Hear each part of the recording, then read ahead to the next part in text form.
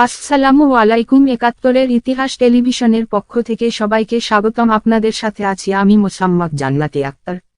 দিনাজপুর বোচাগঞ্জ থেকে নিজস্ব সংবাদদাতা জানিয়েছেন, বোচাগঞ্জ বিরল ২ আসনের এমপি মহোদয় প্রতিমন্ত্রী খালিদ মাহমুদ চৌধুরী তার মূল্যবান বক্তব্য রাখেন দিনাজপুর দেশবাসীর উদ্দেশ্যে।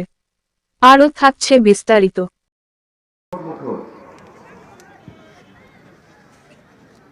একটা পরিবেশে নির্বাচন হয়েছে যেটা আমরা অতীতে আর কখনো দেখি নাই।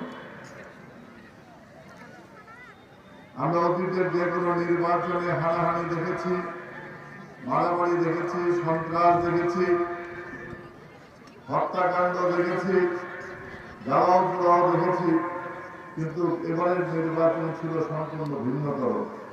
এবারের নির্বাচন ছিল উৎসবমুখর নির্বাচন। এই নির্বাচনের মধ্য দিয়ে পরপর চতুর্থবারের মতো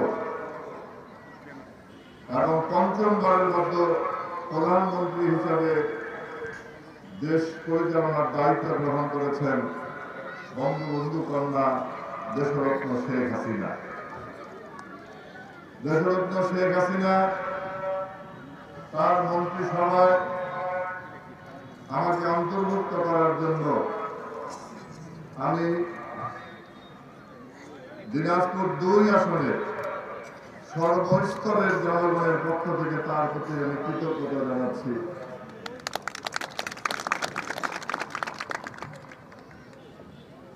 আমি জানি